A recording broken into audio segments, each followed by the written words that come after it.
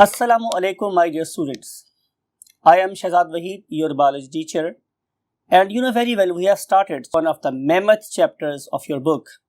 और इसमें हम चलते चलते आज इस मकाम पे खड़े हैं, that is a phylum Chordata, subphylum Vertebrata, और आज हम उसकी एक क्लास पढ़ रहे हैं that is called as a Amphibia. Amphibia क्या होते हैं, उनके एग्जाम्पल हमारे पास क्या है, उनके फीचर्स कौन कौन से हैं, इन सब के बारे में हम डिस्कस करेंगे on whiteboard. So let's move to the whiteboard. Hi my dear zoologists, how are you? हम डिस्कस कर रहे हैं क्लास एम्फीबिया. तो पहली बात है कि हमें क्लास एम्फीबिया के डायग्नोस्टिक फीचर्स को अंडरस्टैंड करना है. बहुत दफ़ा आपको रीइंफोर्स कर चुका हूँ, बार बार हैमरिंग कर चुका हूँ एक ही चीज़ की आप लोगों के माइंड में कि डायग्नोसिस क्या होती है, तशखीस करना, किसी चीज़ को पहचानना, जानना. तो डायग्नोस्टिक फीचर कोई ऐसी खूबी होगी जिसकी मदद से आप इन ऑर्गेनिजम्स को पहचान लेंगे. तो इनकी पहचान कहाँ छुपी हुई है, इसके अपने नाम में. अब इसका नाम मेरे पास क्या है, एम्फीबिया.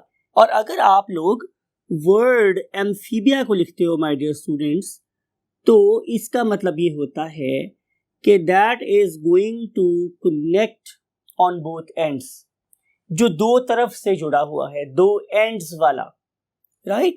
तो इस ऑर्गेनिज्म में या इस ग्रुप ऑफ ऑर्गेनिज्म में हमारे पास क्या फीचर नजर आता है कि नंबर वन, ये वाला ऑर्गेनिज्म एक तरफ तो अटैच है किसके साथ, पानी के साथ, राइट. तो उनका ये वाला फीचर कैसा है, जाहिर है एक्वाटिक.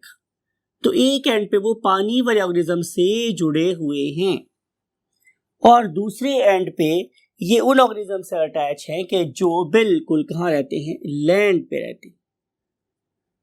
तो ये वाले ऑर्गेनिज्म बेसिकली एम्फी हैं, उनको जोड़ने वाले हैं. एक्वाटिक लाइफ को लैंड की लाइफ से जोड़ने वाले ऑर्गेनिजम्स को हम लोग क्या बोलते हैं, amphibians.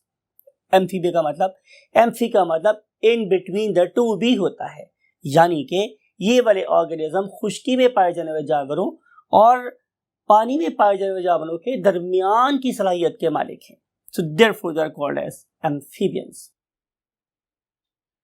Now we want to discuss their origin and evolution. तो हम एवोल्यूशन के मानने वाले लोगों का कॉन्सेप्ट ये है कि ये वाले ऑर्गेनिज्म मींस एम्फीबियन, वो एक स्पेशल ग्रुप ऑफ फिशेस से इवॉल्व हुए हैं, जिन्हें हम लोग क्या नाम देते हैं स्टूडेंट्स, लोब्ड फिन फिशेस. यानी कि ये ऐसे ग्रुप ऑफ फिशेस से इवॉल्व हुए जिनके फिन्स के अंदर लोब्स प्रेजेंट थे, राइट. और अगली बात कि इनके अंदर नंबर ऑफ फिन्स कितने थे, 4. तो नंबर ऑफ फिन्स क्या थे, 4. और इन पर्टिकुलर 4 फिन्स के आगे फर्दर क्या थे, लोब. अब ये वाली जो फिशेस थी, they were frequent visitors of the land, right. इस पर्टिकुलर लैंड में अगर आप देखें तो आपको नजर आ रहा है कि यहाँ पे समंदर के साहिल पे बहुत सारे क्या हैं, पडल्स हैं, गड़े हैं, राइट. छोटे छोटे पॉन्ड्स तालाब से बने हुए हैं. ये उन पर्टिकुलर पॉन्ड्स के अंदर आती, अपनी जो एक हमारा जो ए वाला एनवायरनमेंट है उसको एंजॉय कर दी, और फिर after some time they move back to the ocean. फिर इन्हें आहिस्ता आहिस्ता हुआ क्या कि ये वाला माहौल पसंद आना शुरू हो गया और इन्होंने एक पडल से दूसरी पडल में चल के जाना शुरू कर दिया.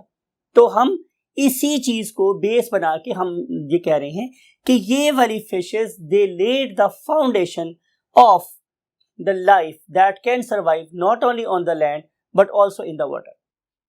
प्लस एक बात आपने और भी बहुत गौर से अपने माइंड में रखनी है, बहुत ध्यान से सुननी है, वो ये कि इन ऑर्गेनिज्म के अंदर एक फीचर और भी था कि इनके पास 4 फिन्स थे और इन वाले 4 फिन्स ने उन पर्टिकुलर ऑर्गेनिजम्स को प्रोड्यूस किया जिन्हें आज हम लोग टेट्रापॉड्स कहते हैं. तो हम ये कह सकते हैं कि ये 4 लोब्ड फिन फिश आजकल के 4 पांव वाले मीन टेट्रापॉडल ऑर्गेनिजम्स के क्या हैं, एंसेस्टर्स हैं, जद्दे अमजद हैं, आबाओ अजदाद हैं. और इन पर्टिकुलर फिशेस का ग्रुप जिस यू कैन से क्लास से है उसे हम नाम देते हैं डिप्नॉय.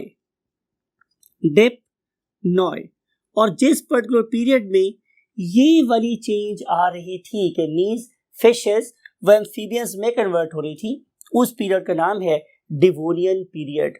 तो ये 3 बातें आपने अपने माइंड में हमेशा रखनी है ताकि आप लोगों को शायद वो नंबर मिल जाए जो मेडिकल कॉलेज में ले जाए। नंबर 1 पीरियड का नाम डिवोनियन पीरियड।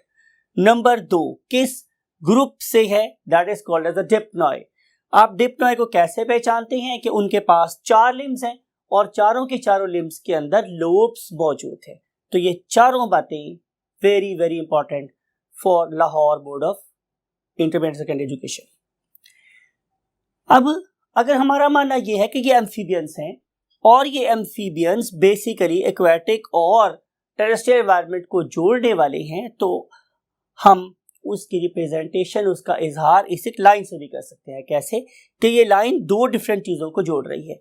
फॉर एग्जांपल अगर मैं ये बोल रहा हूँ कि इस लाइन के लेफ्ट साइड पे लेस इवॉल्व ऑर्गेनिज्म है और राइट साइड पे ज़्यादा इवॉल्व ऑर्गेनिज्म है, तो फिर मुझे लिखना चाहिए कि somewhere here are fishes, somewhere here are fishes, इस तरफ less evolve organism means fishes हैं, और इसके ऑपोजिट साइड पे मेरे पास क्या प्रेजेंट है, reptiles, reptiles, right. You know reptiles are crawling organisms, something like snake and turtles and tortoises etc. अगर एक एंड पे फिशेस हैं और दूसरे एंड पे रेप्टाइल्स हैं, तो एम्फीबियंस कहाँ होंगे, they will lie somewhere here। इस पर्टिकुलर पॉइंट पे यहाँ कहीं आप लोगों को जो ग्रुप नजर आएगा, that is none other than amphibians। और हम इस एग्जाम्पल्स आपसे डिस्कस करेंगे कि हमारे पास एटलीस्ट इसकी 4 एग्जाम्पल्स हैं। One of them is frog, other one is toad, other one is newt, other one is salamander. इनको हम फर्दर डिटेल में बाद में डिस्कस करेंगे। इवॉल्व होते गए फिशेस से एम्फीबियंस, और इन्होंने अपनी जर्नी में कुछ फीचर्स ऐसे रखे जो कैसे थे टेरेस्ट्रियल या गेन किए, लेकिन कुछ फीचर ऐसे भी अभी तक उनके पास प्रेजेंट है कि जो उनके एक्वेटिक ओरिजिन को रिप्रेजेंट करें। उन फीचर को मैं बोलता हूँ एक्वेटिक फीचर्स, और जो जमीन के होने में बोलता हूँ terrestrial features. So let's see कि इनके कौन कौन से फीचर उनके फिशेस की याद दिलाते हैं और कौन कौन से फीचर ये बता रहे हैं कि yes they can give rise to the reptiles. तो पहली बात, टेरेस्ट्रियल फीचर क्या है, these organism they have got tetrapods. अब मैं जब वर्ड यूज करता हूँ टेट्रापॉड, तो इसका मतलब ये है कि उनके पास 4 पाँव हैं। टेट्रापॉड्स का मतलब है they have got 4 feet, sorry they have got 4 feet not feets. और ये जो इसके पास 4 पाँव हैं, ये डेफिनेटली इसलिए है कि they can lift their body from the ground and then they can move efficiently. इसके बाद दूसरी बात कि इन पर्टिकुलर ऑर्गेनिजम्स ने अपने गिल्स को लॉस कर दिया, और गिल्स को लॉस करके इन्होंने 2 नहीं 3 चीज़ों से सांस लेना शुरू कर दिया। वो 3 चीजें क्या थी, नंबर 1 वॉज बकल कैविटी। तो आपको पता है कि any respiration that is taking place with the help of buccal cavity is called as buccal respiration. और फिर इन्होंने अपनी स्किन को भी इस्तेमाल किया for the purpose of what, respiration. And you know very well कि एक ऐसी रेस्पिरेशन जिसमें हमारी स्किन इन्वॉल्व होती है, that is called as cutaneous respiration. आप लोगों को दोबारा ही देता हूं मैं, और वैसे आप लोगों ने इसे एक मरतबा फिर चैप्टर नंबर 13 में तो पढ़ना ही है। So skin is basically cutaneous respiration. और अगर हम इसकी थर्ड किस्म की बात करें तो they do have although very primitive type but they have lungs. तो ये 3 किस्म 3 तरीकों से सांस लेने के काबिल हुए, because it was not designed to carry out all sort of respiration just from the very thin medium of air. अगर हम इनकी रेस्पिरेशन की बात करेंगे तो ये वाले organism they are carrying out the process of respiration through gills as well, at least at their larval stage. तो लार्वल स्टेज की प्रेजेंस और उनके अंदर अभी तक प्रेजेंस ऑफ एक्सटर्नल और इंटरनल गिल्स, अगर तो इनके ऊपर ओपर्कुलम प्रेजेंट हो तो जाहिर है ये कहलाएंगे इंटरनल गिल्स, और अगर ओपर्कुलम प्रेजेंट ना हुआ तो ये कहलाएंगे external gills. But still they are carrying out the process of respiration with the help of gills that definitely reveals their origin, and their origin is from the fishes. Those are basically living in aquatic environment. Another thing is this, कि these particular organisms they still rely on water for their reproduction. यानी कि एक true terrestrial organism नहीं है ये। अगर ये true terrestrial organism होता तो इसकी रिप्रोडक्शन भी वाटर इंडिपेंडेंट होती, लेकिन ये ट्रू टेरेस्ट्रियल ऑर्गेनिज्म नहीं है because they still depend upon water, they still depend upon water for the purpose of what, for the purpose of reproduction. कैसे? लास्ट कॉलम के इस पर्टिकुलर बोर्ड के लास्ट कॉलम में डिस्कस करते हैं। Now we want to move to the next concept. Next concept is general features of this particular group. Yes my dear students, अगर हम आपकी बुक को ही फॉलो करेंगे जाहिर है तो सबसे जो पहला फीचर आपकी बुक में गिवन है that is skeleton. And if we want to discuss the details of skeleton तो पहली बात यह है कि their skeleton is bony. Their skeleton is bony, इसका मतलब यह है कि इट इज नॉट कार्टिलेज। आपको पता है हमने फिश में पढ़ा था कि फिश दो किस्म की हो सकती है, बोनी भी और कार्टिलेज भी, लेकिन इस वाले केस में no cartilaginous amphibian is there, all organisms they have got the bony skeleton. और अगर आप इस पर्टिकुलर बोनी स्केलेटन को देखें तो इसमें आप लोगों को बड़ी वैरायटी नजर आती है। फॉर एग्जाम्पल, यानी कि यहाँ पे आप लोगों को ऐसे ऑर्गेनिज्म भी नजर आएंगे कि जिनके यहाँ आप लोगों को टेल नजर आती है, और आपको मैंने बताया था कि टेल क्या होता है, post anal part of the organism. Anus के बाद जितना भी पीछे एरिया बचता है that is called the tail. तो आप लोगों को यहाँ पे टेल वाले ऑर्गेनिज्म भी नजर आते हैं और विदाउट टेल ऑर्गेनिज्म भी नजर आते हैं, राइट। लेकिन ये वाली बात अपनी याद रखनी है कि ये टेल वाला फीचर अगेन स्टिल अभी ऑर्गेनिज्म में प्रेजेंट है, जो कि रिफ्लेक्ट करता है कि their origin is from the aquatic organisms. Tail was mandatory in, you can say, terrestrial organisms, sorry, in aquatic organisms. Last but not the least, इसी particular skeleton के अंदर से हम लोगों को ओरिजिन या रूट नजर आती हैं किसकी, टेट्रापॉड्स की। यहाँ से हमें ऐसी यू कैन से बेसिस नजर आ रही हैं कि जहाँ से क्या बना अपेंडिकुलर स्केलेटन, और फिर उस पर्टिकुलर अपेंडिकुलर स्केलेटन से क्या डेवलप हो गए, लिम्स। तो इस लिहाज से their skeleton is really a marvel of the god, जहां पे हमें दोनों किस्म के फीचर नजर आ रहे हैं, एक्वाटिक भी और terrestrial. Now we want to move to the next feature that is called as the limbs. तो लिम्स के बारे में भी आपने क्या बात याद रखनी है? Number 1, they are tetrapods. ये बेसिकली टेट्रापॉड्स है, राइट। लेकिन सबसे अहम बात जो आप लोगों की बुक में मेंशन है और आपने हमेशा अपने माइंड में रखनी है वो ये कि इसी पर्टिकुलर ग्रुप में एक ऐसा ग्रुप भी प्रेजेंट है कि those are called as limbless amphibians. जब मैं बात करता हूं लिम्बलेस एम्फीबियंस तो इसका मतलब ये है कि इनकी बाजू टांगे हैं ही नहीं। तो जब इनकी बाजू टांगे नहीं हैं तो फिर इनकी बॉडी डेफिनेटली कैसी होगी, सिलेंड्रिकल, और वो अपनी बॉडी की फ्लेक्शन एक्सटेंशन से ही डेफिनेटली क्रॉल करते होंगे या मूव करते होंगे ईदर इन वाटर और on the face of earth. In particular amphibians को कि जिनके पास लेग्स नहीं हैं उन्हें हम नाम देते हैं caecilians, right. And now we want to move to the next concept. Definitely we are following your book में जो नेक्स्ट कॉन्सेप्ट है that is regarding the skin. आप लोगों ने पाइसेस में एक फीचर पढ़ा था, वो क्या कि पाइसेस के ऊपर हमेशा स्केल्स प्रेजेंट होते हैं। भाई क्यों ना हो, that very group is basically living under the immense pressure of water that is capable of, you can से, gaining oxygen from the surrounding. लेकिन ये तो ऑर्गेनिज्म ऐसे हैं जिन्होंने एक डेंसर मीडियम को छोड़ के एक लाइटर मीडियम में आना है।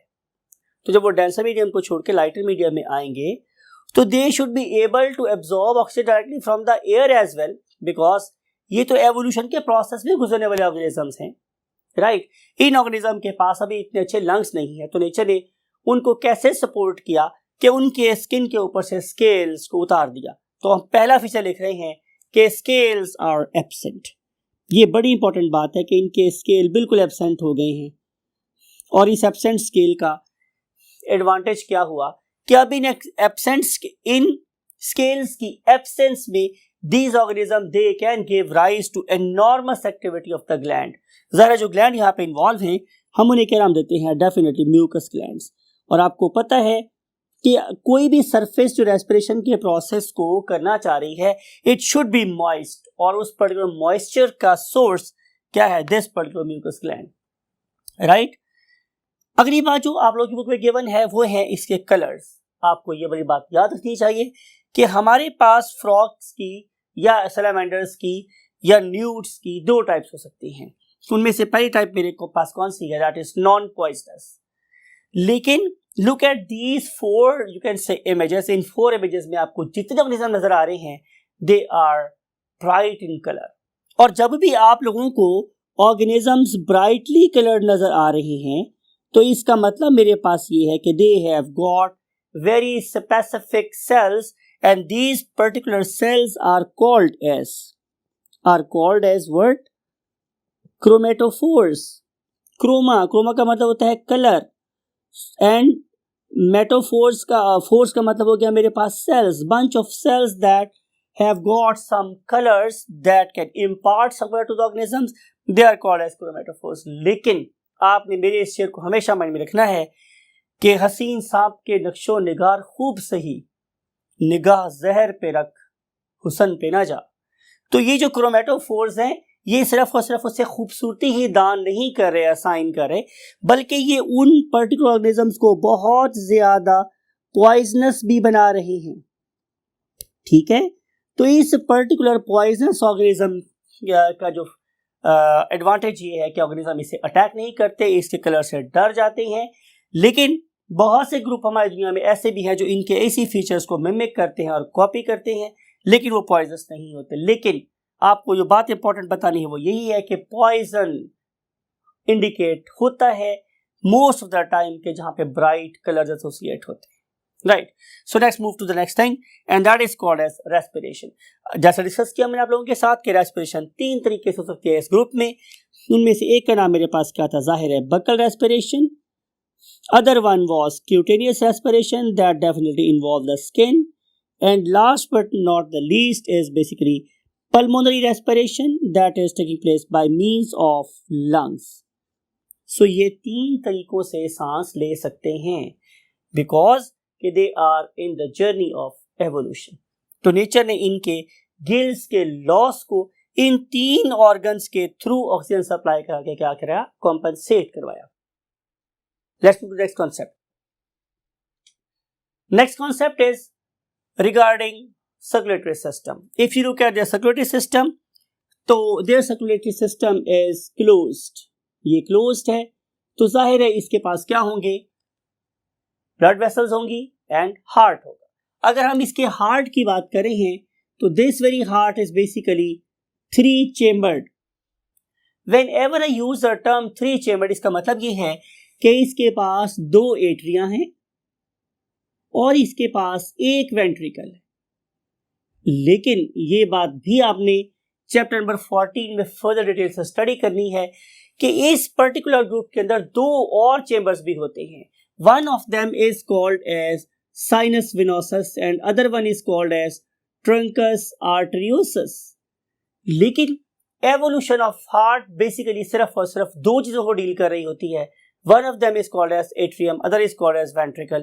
तो atrium और ventricle के रेफरेंस से इनका हार्ट कितना है माय डियर स्टूडेंट्स? 3 चेम्बर्ड। तो आपने बुक में यही पढ़ना है, पेपर में यही लिखना है कि एम्फीबिया के हार्ट में 3 चेम्बर्स होती हैं with respect to atria and ventricles। Now these particular atria are basically carrying out 2 different functions. One atrium is going to receive impure blood from the body and other atrium is going to receive blood from the lungs. However, as they have got one common ventricle, so this particular blood is undergoing some sort of mixing, right? तो ये कुछ features है जो हम लोगों को यहाँ पे नजर आ रहे हैं। Now we want to see the last thing that is called as reproduction। Reproduction में सबसे पहली बात जो आपको mentioned है that is the sexes। तो इनके जो sexes हैं they are separate, यानी कि मेल जो एम्फीबियन है वो अलग है और जो फीमेल एम्फीबियन है जाहिर है वो अलग, यानी कि male frog and female frog are 2 distinct organisms. जैसे हमारे यहाँ मर्द और औरत और डिफरेंट चीजें हैं, ऐसे ही यहाँ पे मेल फ्रॉग और फीमेल फ्रॉग भी डिफरेंट है, बट जैसे कि आप देख के पहचान लेते हैं कि ये एक लड़का है या लड़की है या मर्द है या औरत है, ये वाला काम हम यहाँ पे नहीं कर सकते। हाँ, स्पेशलिस्ट कर सकते हैं, मैं कॉमन आदमी की बात कर रहा हूँ। तो हम ये कह सकते हैं कि there is no sexual dimorphism, there is no sexual dimorphism, no sexual dimorphism, यानी कि बज़ाहिर या ज़ाहरी तौर पे आप मेल फ्रॉक को फीमेल फ्रॉक से डिफरेंशिएट नहीं कर सकते। मैं फिर बात कर रहा हूँ, ये लेमैन की बात हो रही है। We the zoologist we can do it very easily.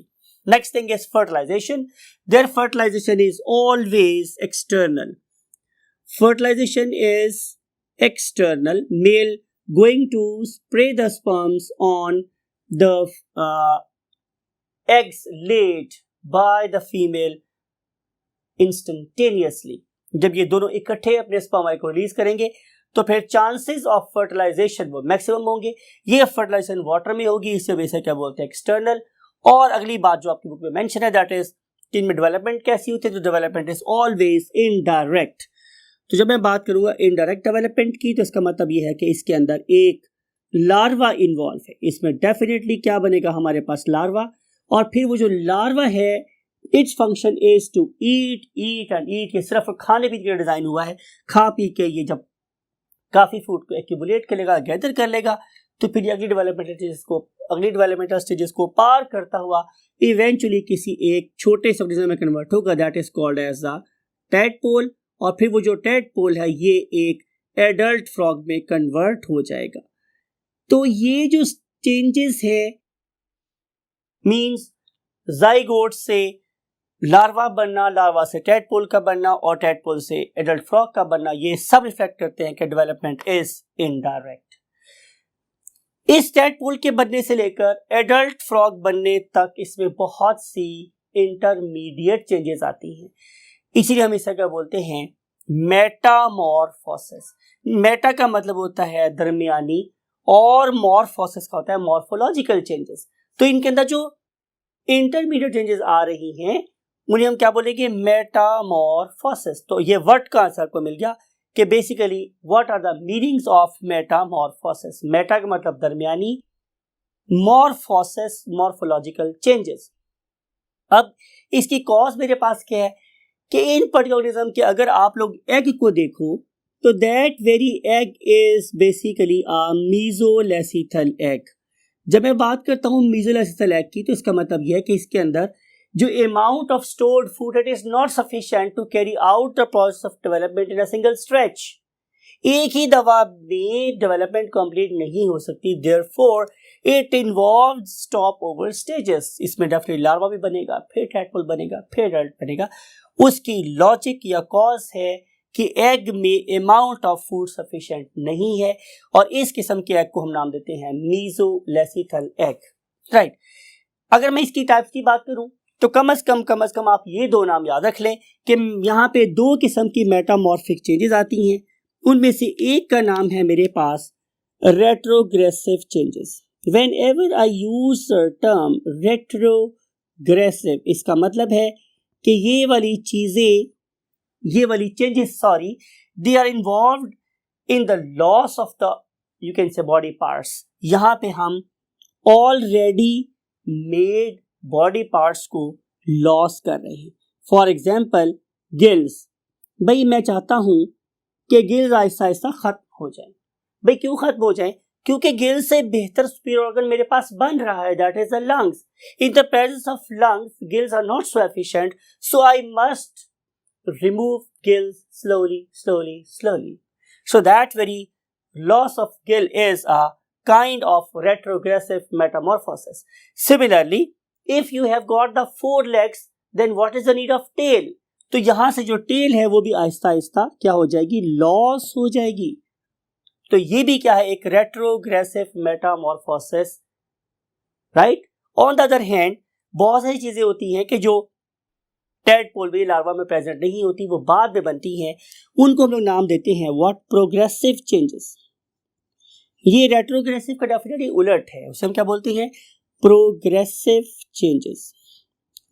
For example कि इनकी स्किन के ऊपर पहले म्यूकस ग्लैंड नहीं होते, म्यूकस ग्लैंड बनना शुरू हो जाते हैं। इनकी स्किन पे पहले कलर्स नहीं होते, वो कलर्स बनना शुरू हो जाते हैं। इनकी लेग के मसल्स पहले वीक होते हैं, उनकी लेंथ छोटी होती हैं, तो लिम्स बड़ी होना शुरू हो जाती है, मसल्स पाफ होना शुरू हो जाते हैं, राइट। पहले इनके पास सिर्फ एक एट्रियम होता है, बाद में उससे 2 एट्रिया बनना शुरू हो जाते हैं। There are too many changes कि जो इनको ज्यादा एडेप्टेबल बना देती हैं टू द टेरेस्ट्रियल एनवायरनमेंट। तो हम इसे क्या बोलेंगे? Progressive changes. आपके लिए कुछ यहाँ लिख देते हैं। For example development of legs, for example development of legs, development of heart, development of mucus glands, development of chromatophores. तो ये सारी की सारी चीजें बाद में अपेयर होती हैं, लिहाजा ये क्या कहलाएंगी? Progressive changes, right. Now we want to see about their ability to regulate their body temperature. तो answer is these organisms are basically cold-blooded. Cold-blooded. इसका मतलब क्या है कि ये ऑर्गेनिज्म ठंडे खून वाले होते हैं। These organisms cannot maintain their body temperature. यानी कि मैं cold-blooded organisms को एक नेगेटिव मार्क देता हूँ, यानी कि अगर मेरे पास ये खूबी हो कि मैं अपने टेम्परेचर को मेंटेन कर सकूं, तो I am better adapted as compare to अगर मैं अपने टेम्परेचर को रेगुलेट नहीं कर सकता। इनको समझाने के लिए मैं आमतौर पे एक लफ्ज़ का और सहारा लेता हूं, and that very Sahara is JJON, right. Election के दौर में आप लोगों को आप पूछते हैं जनाब आपकी कौन सी पार्टी है, तो आप बोलते हैं ऐसे मुस्लिम लीग नून है, कोई कहता है PTI है, कोई कहता है पॉपुलर पीपल्स पार्टी है, कोई कहता है जनाब जमात इस्लामी है, फ्ला ब्ला ब्ला ब्ला, राइट। लेकिन आपको कुछ ऐसे लोग भी मिलते हैं जो बहुत न्यूट्रल होते हैं। आप उनसे ये पूछते हैं जनाब कि आपने किसको वोट डाला था, तो वो उसी पार्टी का नाम लेते हैं जो जीत गई होती है। ऐसे बंदों का एक ग्रुप होता है, उसे हम क्या बोलते हैं? JJON। उसका मतलब क्या होता है? जेड़ा जिते उदे नाल, राइट। मैंने ये वर्ड, ये सारी कहानी आपसे यहाँ क्यों बयान की है? इसलिए कि ये वाले ऑर्गेनिज्म भी लोटे होते हैं। अगर इनकी सराउंडिंग का टेम्परेचर ज्यादा है तो ये इनका टेम्परेचर ज्यादा हो जाएगा, अगर इनकी सराउंडिंग का टेम्परेचर कम है तो इनका बॉडी का टेम्परेचर भी कम हो जाएगा, because they can not maintain the body temperature, right. They normally regulate their temperature as per temperature of the surroundings. That's why they are going to face a problem, and that very problem is called as aestivation, and other is called as hibernation, right. तो ये दोनों की दोनों problems इनके life के एक बहुत बड़े टाइम को इनएक्टिव कर देती है। Thanks God it is not happening with us, otherwise हम भी इन 2 मौसम में या तो एस्टिवेट कर रहे होते या फिर हाइबरनेट कर रहे होते। Why we remain active throughout the years? Because we are warm blooded and we can maintain our body temperature to a static level, right. And last thing is example. Look at these 3, you can say images. Number 1 is the frog, number 2 is the toad, and number 3 is salamander, number 4 is newt. Try to find the differences between the two. लेकिन इनमें से खास तौर पे उस किसी organism को खाने की कोशिश मत करें जिसका कलर बहुत ज़्यादा ब्राइट हो। इसी दुआ के साथ कि आप अपने पेरेंट्स का भी बहुत ख्याल रख सकते हो, और जब कभी नमाज पढ़े हमारे लिए भी दुआ करें। आई वॉन्ट टू से यू अल्लाह हाफिज़।